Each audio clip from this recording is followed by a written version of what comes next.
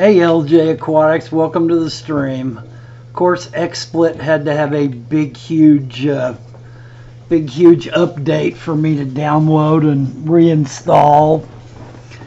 Hey everybody, welcome to the stream. My topic today is osmoregulation, the osmotic process that fish go through. And several of us have been talking about this. Hey, Okie Rouge, welcome to the stream. Crazy Diva, welcome to the stream. Evan Rules, welcome. Stephen Fitzgerald, KG Cichlids, Big E's. Guys, welcome to the stream. Josh Job, Andy Lees. Osmoregulation. Hey, Victor. I keep talking to everybody about understanding the processes that go on in your fish tanks so that you will begin to understand better excuse me, how to deal with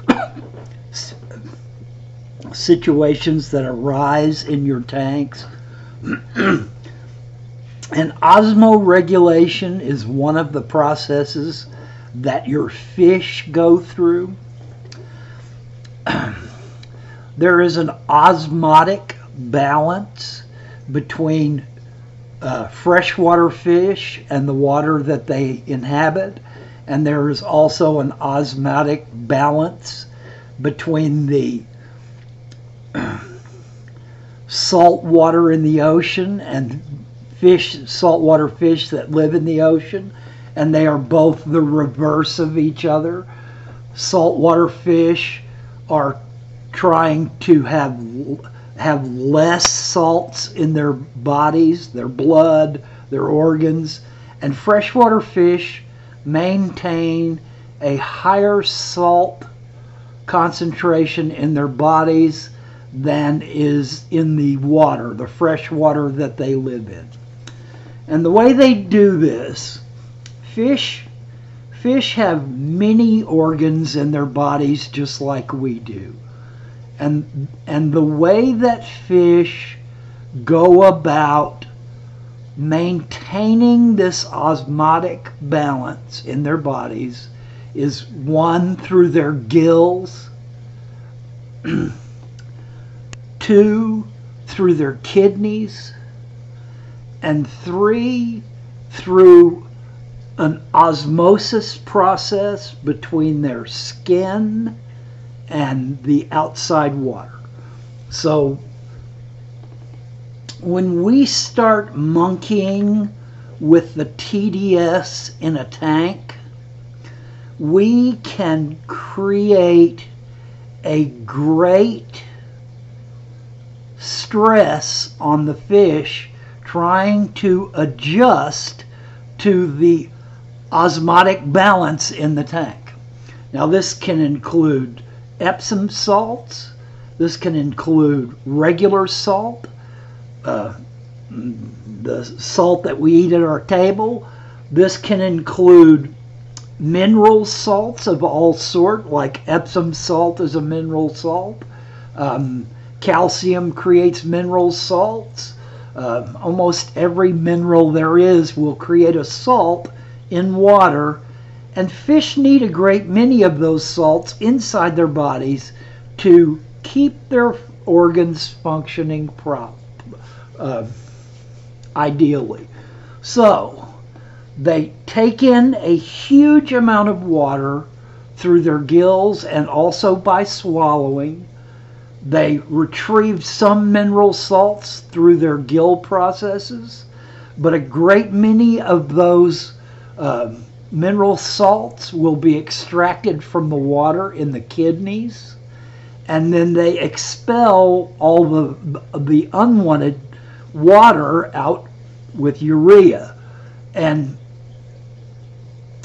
a lot of times what goes on when you have bloat in a fish is that either through You know, there's lots of different things that can cause bloat, but one of the things that can cause bloat, and is a really common way to get bloat, is that something goes wrong in the kidneys of your fish, and the water is no longer being processed and expelled as it should be, and it ends up bloating up the inside of the fish. So, we need to understand this balance that is going on in our fish so that we do not do something quickly which causes right, LJ, the same way as people with kidney failure. Only fish, it's a lot worse because they take in a ton of water. Hey Priscilla, welcome to the stream. Always proud to see you here. I'm sporting your logo as always. What a beautiful piece of artwork it is. Okay. There's so many angles to this osmoregulation thing that I want to try to cover in this talk. You'll have to forgive me if I forget some of them, and it's entirely possible that I will get some of them wrong. So anybody that catches me in a mistake, please correct me, and I'll try to reorganize my thoughts and state it more clearly. One of the reasons why I'm trying to broach this somewhat controversial subject, and a subject that I think is very important for fish keepers to come to an understanding with, is that there are a lot of people who believe that salt is a very good additive for them to add to their tanks. And people come down about 50-50 on this issue. And what I would expect from people that use salt regularly is to understand exactly what goes on when you add salt to your tank. And I'm talking here about regular aquarium salt, not so much Epsom salt, but regular aquarium salt. Because what happens is, for a short period of time, your Priscilla said Drain's beard looks more epic every stream. Priscilla, when I was a kid in school, they would always call me Dwain the Dwain, I'm dwelling.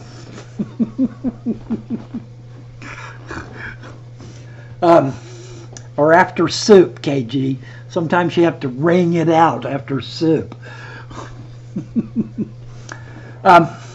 When you add salt to your aquarium, you create a situation where suddenly your fish is having to expend less energy in the osmotic process, because suddenly now there is a closer balance between the salts in the tank and the salts in the fish, inside the fish's body.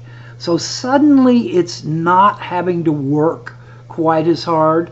And by the way, a great deal of your fish's energy that they expend is spent in this osmoregulation process, where they are expelled. Because what goes on is that fish's organs and muscles and all parts of their body, just like in humans, if you go out and exercise and play tennis all day long, your body will build up lactic acids in your muscles, and those acids tend to make your muscles not function as well when they build up. And so your body has methods of flushing those wastes out. And it's the same thing in fish. All their organs produce waste byproducts or byproducts that need to be expelled from the body. And they have a whole system that flushes all these wastes to places in the fish's body where they can be expelled. The kidneys, through the osmotic process that goes on between the fluids in the fish's body, through the semi-permeable membrane that is their skin, just like as in RO, reverse osmosis. There is a permeable membrane in there that has holes in it that are so small that ions of calcium and stuff cannot go through the membrane, but pure water can only go through the membrane. That's the same way that a fish's skin operates. And it is designed to hold the needed minerals in, but to allow the waste products from their organs and the excess water in their body to go out. And fish work really hard trying to keep mineral salts in their body to keep their organs and body parts functioning properly. So it is a very big deal for fish, this process that they are continually going through, taking in these huge amounts of water, separating the needed minerals out of them, and then expelling all that extra water out of their bodies. So you come along and add 4 tablespoons of salt to your fish tank. Suddenly they are adjusting to a higher salinity, a higher amount of TDS in the water around their bodies, a higher amount of TDS and salts that are coming in through the water that they intake. So it works out as long as you are increasing the salinity, because it's actually making it increase their ability to expel waste. Anytime there is a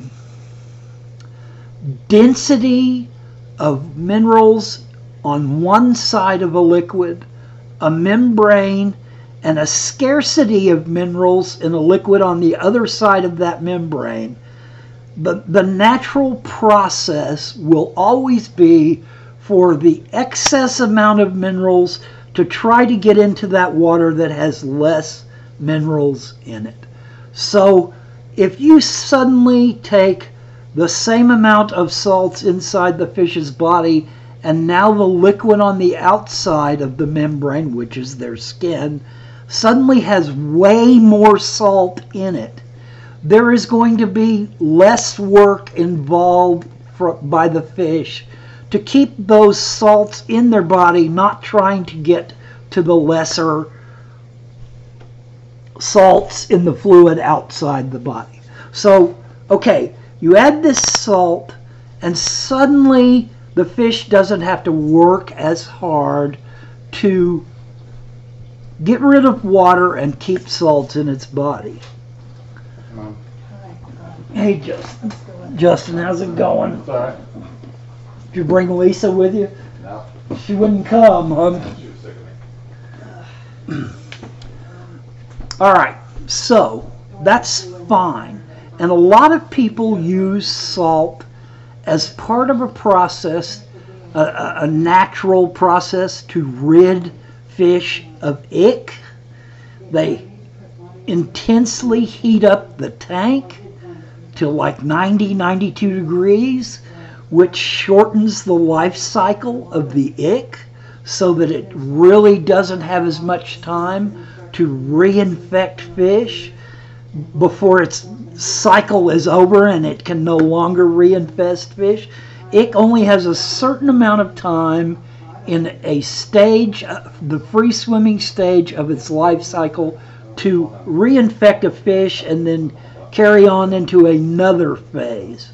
So, if you increase the water temperature, then suddenly that ick has to hurry to try to reinfect fish, and a lot of times it does not have the time to do it. So, people have been told to add salt at the same time. Salt has some minimal effect on ick itself, but what really happens is that salt is allowing the fish to deal with the heat better, because it is creating less work on the fish to osmoregulate in this higher temperature situation. And that is all fine and good. I understand that process. I've used it before myself, and it is a valid method of destroying ick. It puts your fish through a huge amount of stress, though. People don't realize how much lifetime they take off of their fish, putting them through the stress of this situation. And then you do a 90% water change on the tank because you want to get all that salt back out of the tank because it's killing your plants, or you don't want it in there anymore. And suddenly this fish is faced with a huge change in the water as to osmoregulation. Suddenly now all the fluids in its body are carrying mass amounts of the mineral salts that it needs to live back out into the water against its will. And fish, one of the best tips that I can give any fish keeper is that fish very rarely do well with extreme changes of any sort. Over a long period of time, fish can deal with, a 5-degree temperature swing if it's over 6 hours or 8 hours. But if you suddenly change the water temperature from 80 degrees to 75 degrees in a matter of seconds, your fish are going to get sick. They're going to produce ick suddenly. They're going to have all kinds of issues that they didn't have before they went through that sudden chill. And fish do not deal well with sudden changes. It's just like people telling you to acclimatize your fish to a certain water, a wide swing of water change. If the fish are in a TDS, come in a bag, a TDS of 30, and the water in your tank is 300 TDS, they will have a harder time adjusting to a plop and drop than they will if the water TDSs are much closer. And TDS is a measure of salt ions. And it's not just table salt. It is all the mineral salts that there are. So that is why acclimation works for shrimp and for fish, is because they don't do well with this sudden change. Now, of course, when it comes to fish, LJ Aquatics is asking how many degrees is too many degrees. I'm going to say 4 or 5. They can handle a 2 or 3 degree temperature change. They can handle a water change that drops the temperature of 30% of the water by 3 or 4 degrees, and that circulates in the tank, and it generally is like a 2 degree temperature change. I mean, a cold water change will do your fish some good. Sometimes it will spur them into breeding activity, but don't do it too much, and don't do it too quickly, and don't do it too severely. And that is what I'm trying to get at. And people, I know there's a ton of questions that have been going by here, and I'm not responding to them because I'm trying to get this information that's in my head out to you guys before I forget it all. When you treat with salt, when you use salt as a medication treatment, and my experience is it's best, you set up a 5-gallon tank, pull some tank water out, pour it in, add your salt, stir it up in that 5-gallon, net your fish out, put it in that salt dip for about 2 minutes or 3 minutes, and then put your fish back in the tank again.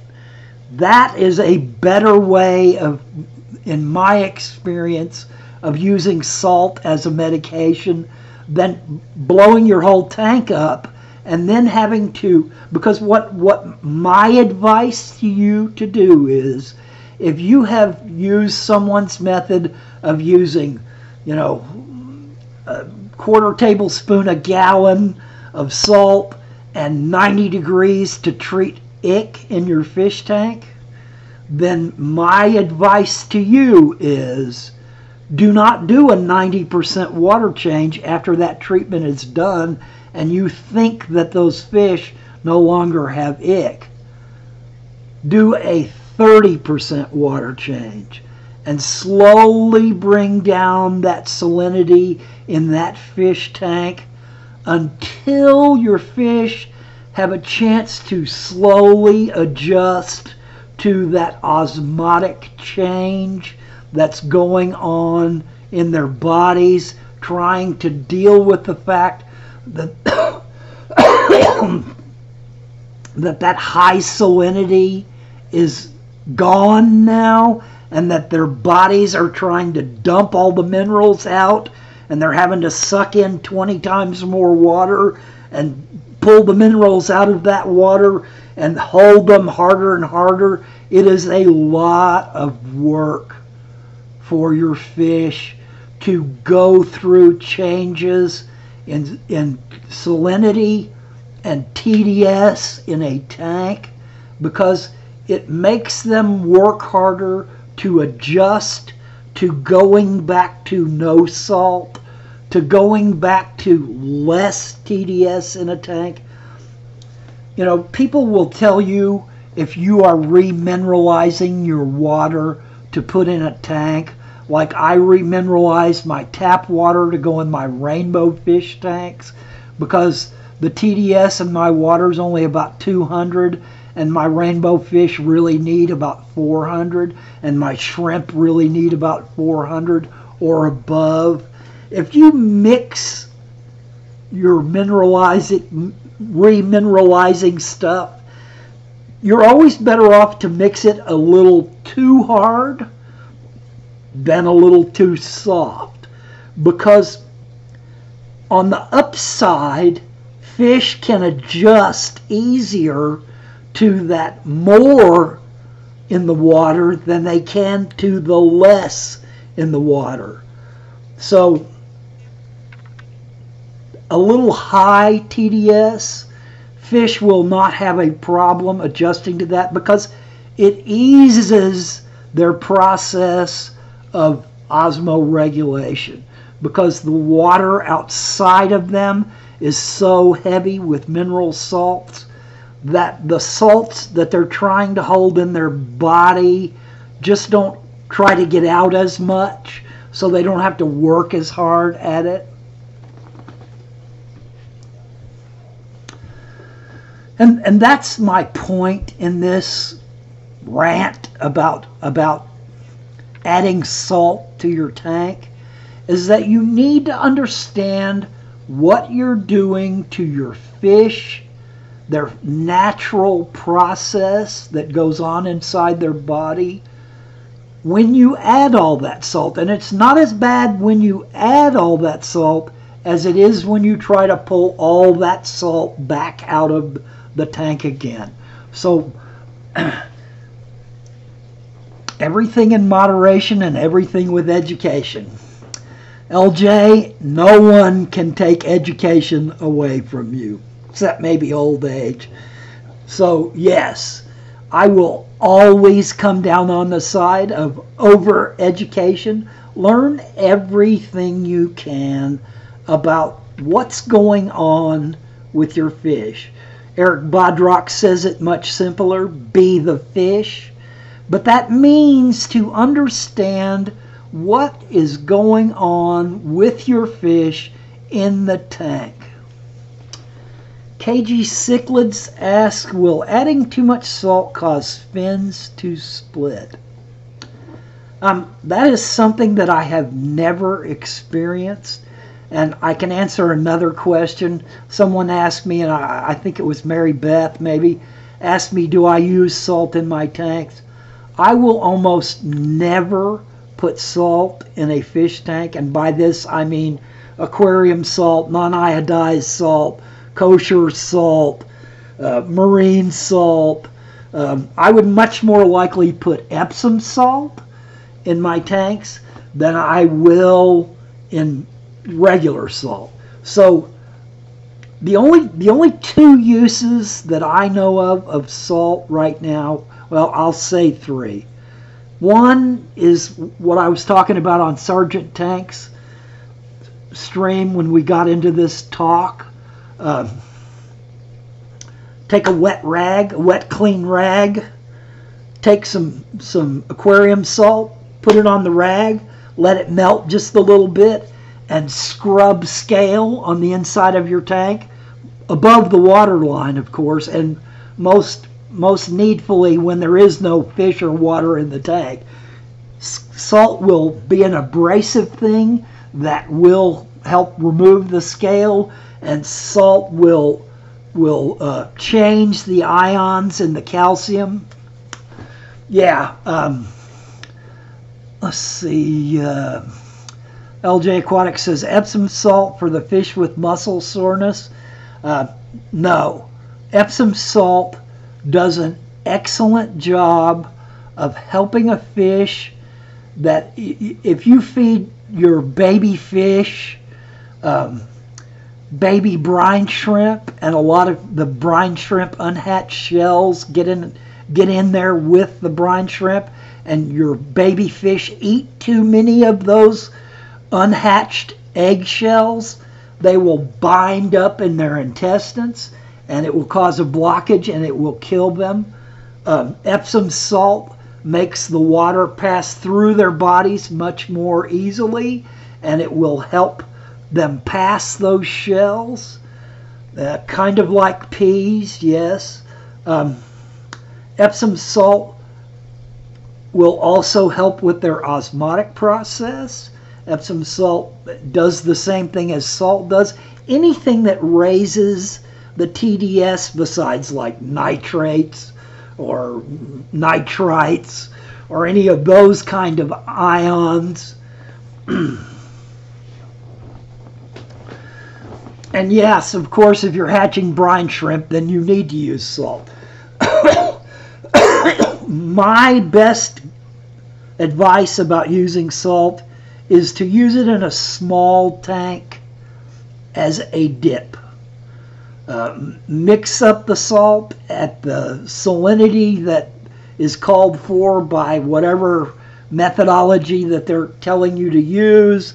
You know, if they say add 4 tablespoons to a 55-gallon tank, then break that down to 2/3 of a tablespoon for a 5-gallon tank, or whatever the equivalency is, and mix it in that small 5-gallon tank and dip your fish momentarily. And I mean momentarily as in I'm watching that fish to see if it shows any signs of stress, and as soon as it does, it's out of that tank and back into my tank.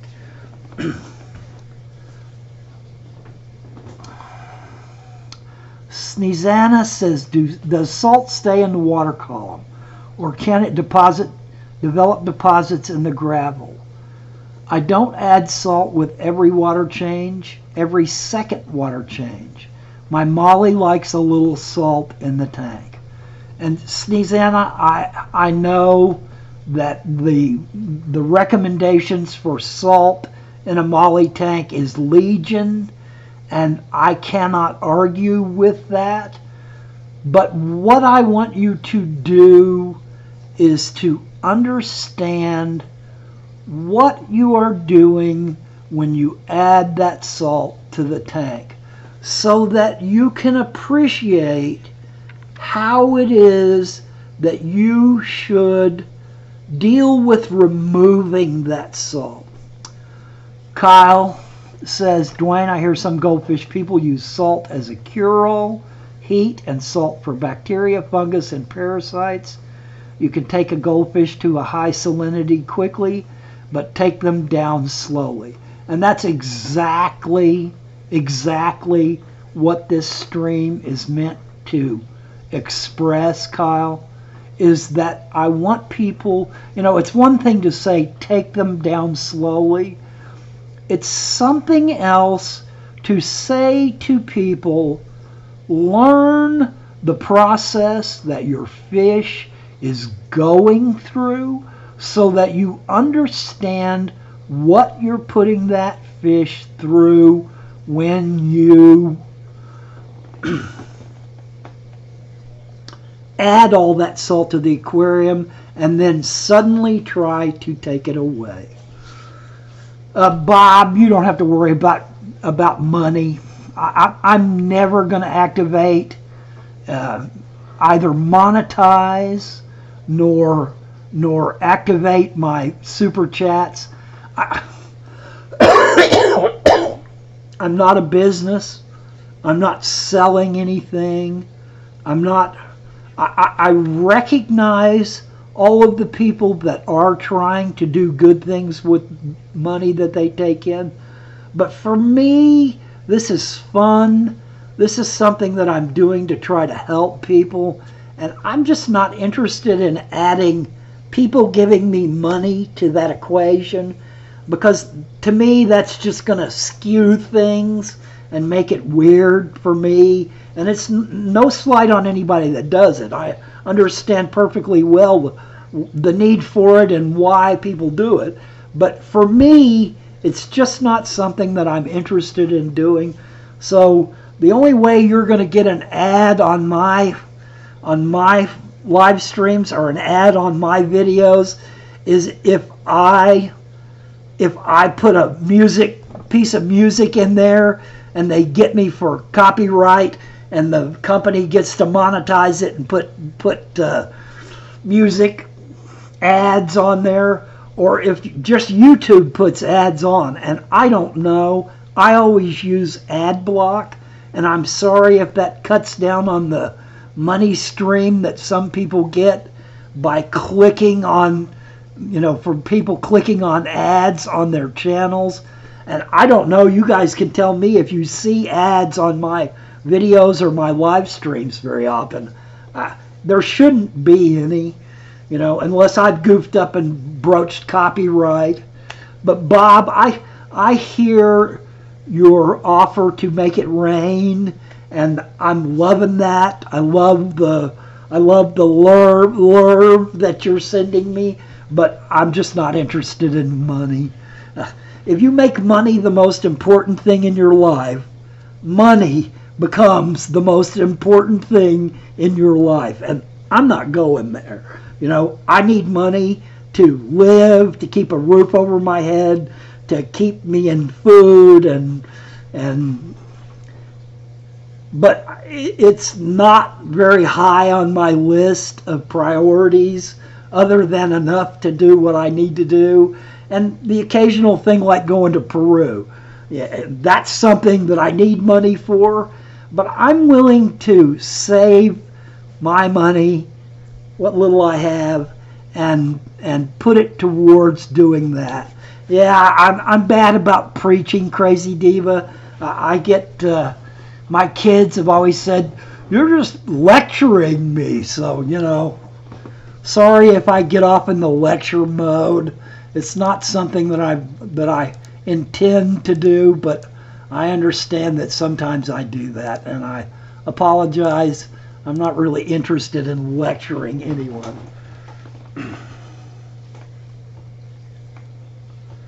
Yeah, Kyle, that's exactly what I'm all about. Bob is using it to help teachers, tanks for teachers. That's a crazy, wonderful thing that he's doing. I am in no way down on that. I think it's fantastic.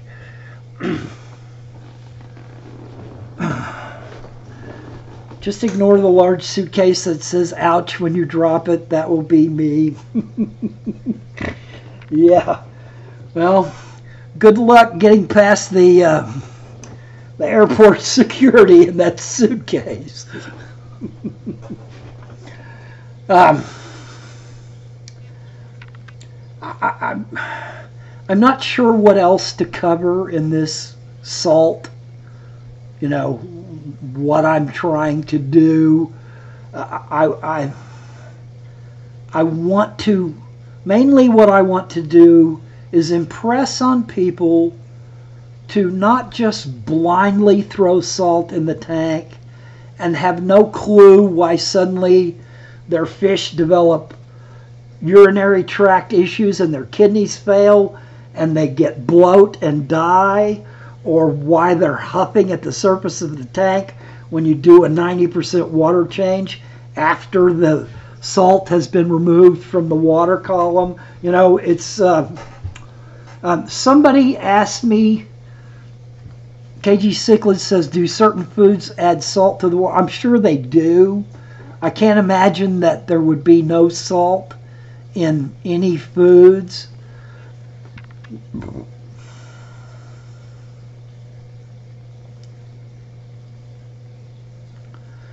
Okay, now Kyle's going to kick me in the ass and say, so Dwayne, how or what is the difference in osmoregulation from a guppy or molly that is demersal versus a Corydoras that is a true freshwater fish? How or what happens differently? And all I can tell you, Kyle, short of having real knowledge, real scientific knowledge of this subject, is that it has to be a change in the way that their body deals with osmoregulation. It may be the porosity of their skin membrane.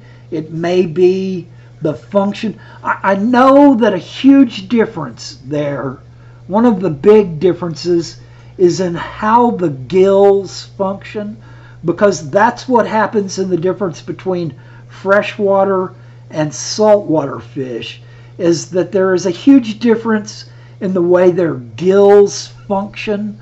Like sharks. Sharks take in no water at all. Most fish, through their gills and through their mouth, take in huge amounts of water. But a shark takes in none at all. So,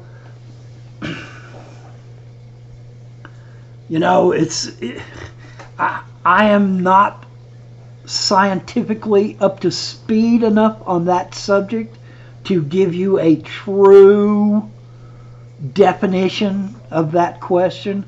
I would strongly recommend that you research that question for yourself so that you know the answer, and so that when some dweeb like me starts talking about it and makes mistakes, you can correct them kindly and gently, because they're old and they've forgotten more than you ever knew.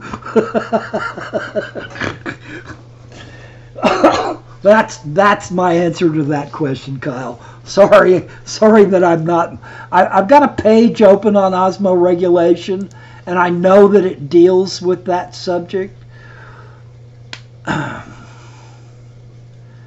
A marine fish has internal osmotic concentration lower than that of the surrounding seawater, so it tends to lose water and gain salt. It actively excretes salt out of the urine to expel all the excess gills. So saltwater fish excrete salt from their gills. As the water passes through, their gills are dumping salt back into the water because they're trying to have less salt inside them. So that's one of the ways that it's different. Well, I think it's a process thing, Kyle. I think that it is an skin osmosis process. I think that it's a gill function process, and I think that it's a kidney process as well. And that's where the differences are. Not that I can explain exactly the differences of them. I mean, there are some fish that are perfectly happy living where a river dumps out into the ocean. They will go from pure salt water into pure fresh water, and they don't have an issue with it. But their body is set up to process that somehow. And I think they're called estuarine fishes. Isn't that what they call those fish that are perfectly happy going from salt? I mean, if you trace the geological, I'm saying that loosely, history of Jack Dempsey's, they have been known to jump from Central America to northern South America, and then to another point on northern South America, and then to Belize. They have gone through salt water to get to new places where there is fresh water. So all fish probably are capable of dealing with a certain amount of salt.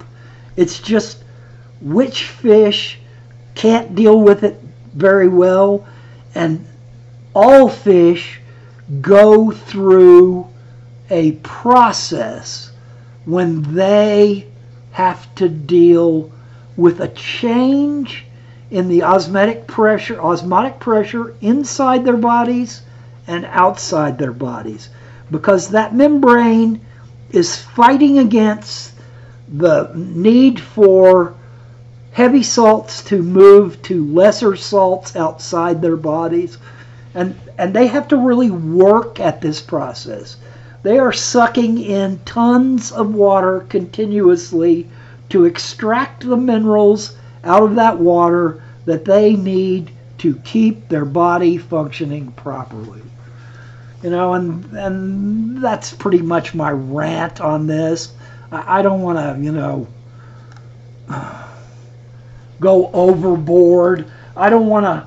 I know that. What was his name? J Aquatics in Jeremy Sergeant Tank's live stream this morning.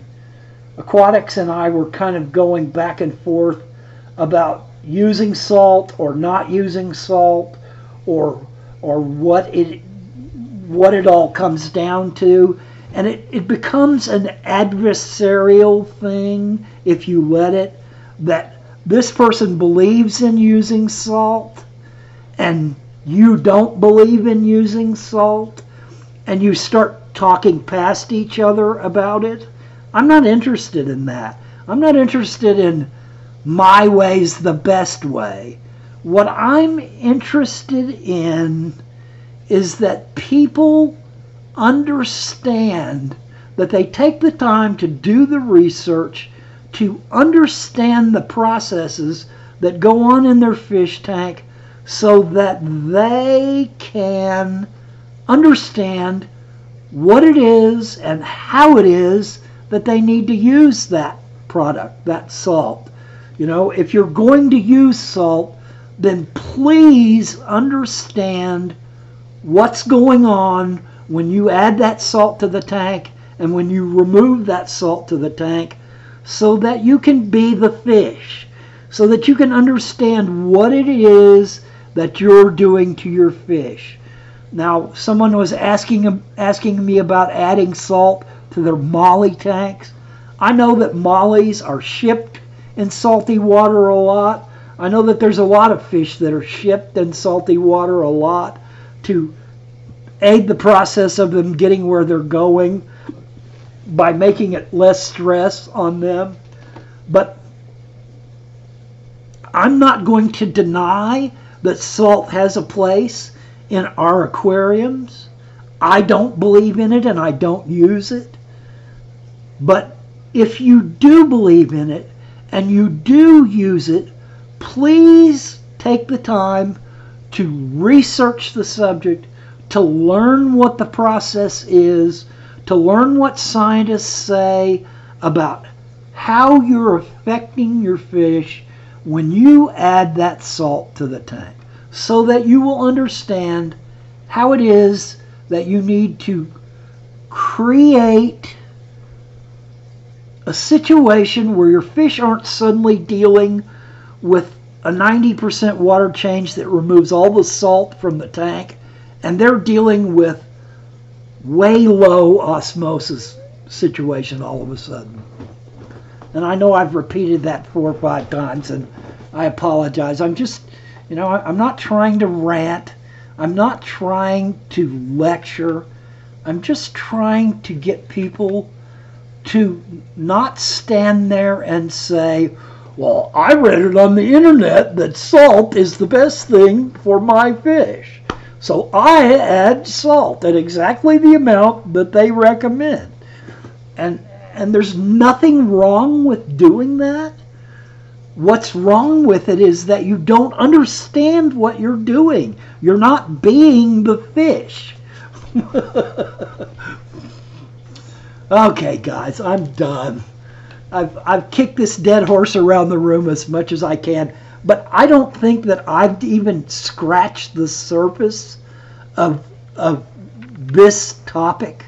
I think we could do 100 live streams about salt in our tanks, about salt in nature, about salt processes like osmosis and osmoregulation, about the parts that salt plays in the kidneys of our fish.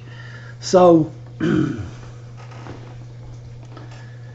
yeah, Jeremy, you echo my thoughts exactly.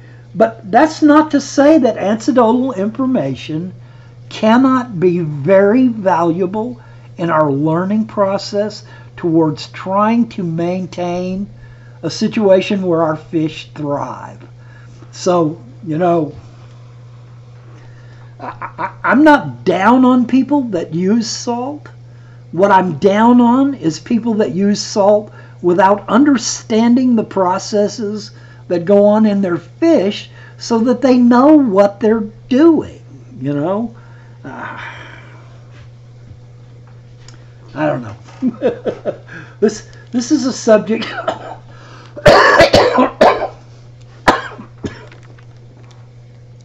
This is a subject that gets my dander up. This is a subject that causes passion in me.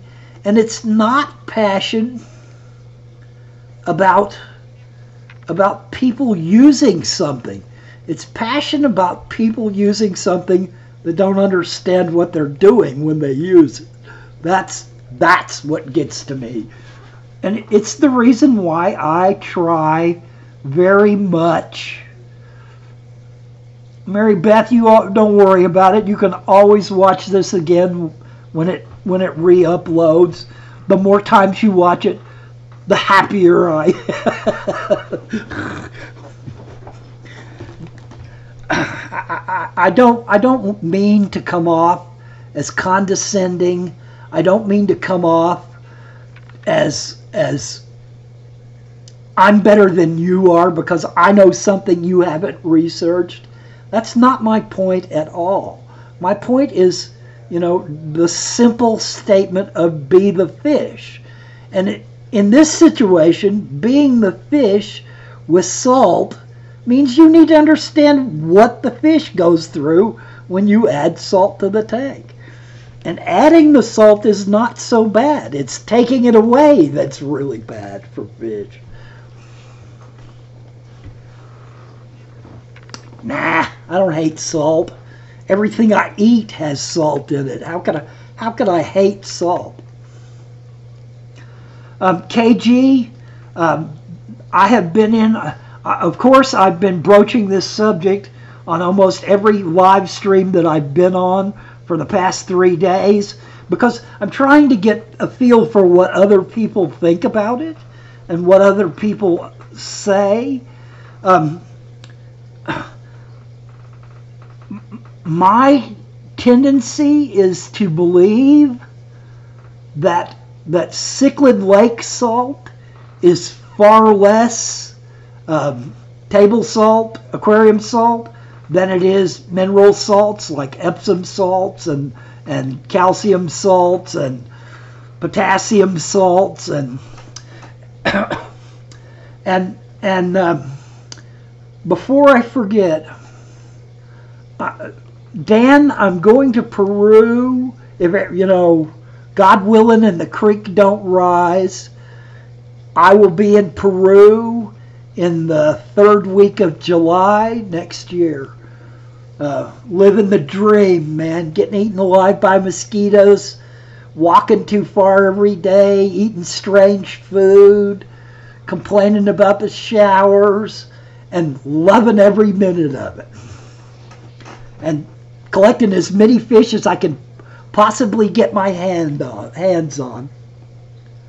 I just want people to have an understanding. Arsenal of Color asked, am I going with Bob and Corey? And the answer is yes, if by that time Bob and Corey will still have me. If they haven't gotten tired of my lectures and rants. Crazy Diva, I've never been to South America of any kind. I've been to Europe. I've been in Canada, but I've never been to South or Central America. And I have been wanting to go as long as I've been collecting fish. I've always loved Central American cichlids, large Central American cichlids. I've always loved South American cichlids. I've loved plecos. I kind of grew in the hobby, plecos and tetras. So I want to go and see them in the wild before the garbage that we're producing with no end covers up the unspoiled places in the world, and the only place we can get fish like this is out of our fish tanks. I can't wait. Kyle says take pictures. I am taking 2 cameras and as many memory sticks as I can lay my hands on. I'm trying to think of some way to be able to download them and upload them onto the web. I don't have a laptop, but if I can figure out some way to get something close to a laptop, I'll be posting live streams from southeastern Peru.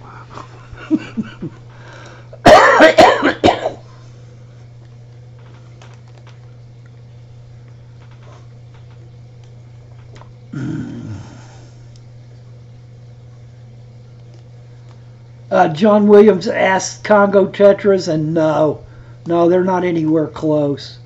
LJ says he has a question. Yeah, Dank, I can't wait. I'm holding my breath, hoping something doesn't happen and I can't go.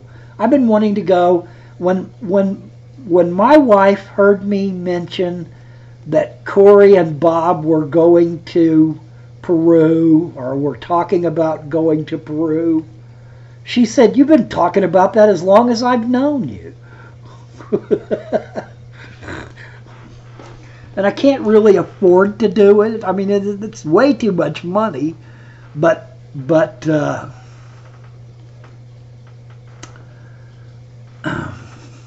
not going to worry about the money. I'm just going to go and come back and bring my fish back. Kyle says he'd like to collect fish in Florida since he doesn't have a passport. Passports aren't easy, John. They're a pain in the butt now with all the worry about terrorists coming into the country, and me with this hair and this beard.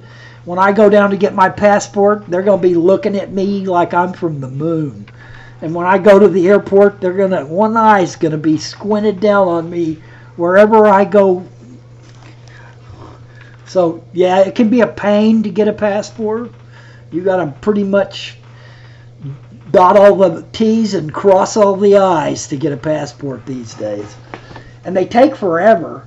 You can wait 5 months to get a passport sometimes, even after you've passed all the tests.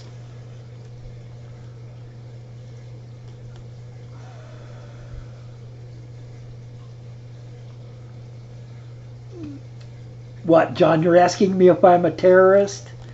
I am a red-blooded American patriot. I believe in free speech. I believe in saluting the flag. I believe in expressing yourself. I believe in the line of the Constitution that says at any time that the government of the United States no longer is serving the needs of the people, that it is our duty and right to replace that government.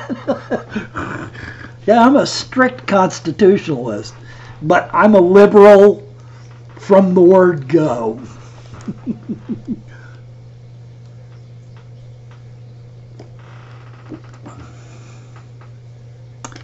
Yeah, KG Ciclet, I'm not going to go to the airport with a towel wrapped around my head. I'll get my blow dryer out before I try that one.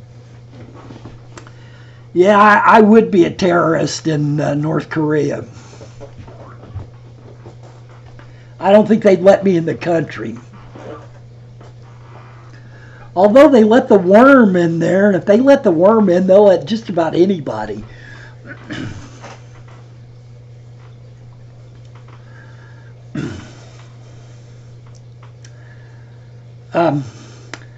Dank, I don't mean for this to get sideswiped into politics, but I believe that the basis of a true country is an educated polis, because unless the people are well educated enough to make a good choice when they're choosing how their government is going to function, then they make bad choices and we all pay the price. So yes, I believe in the polis.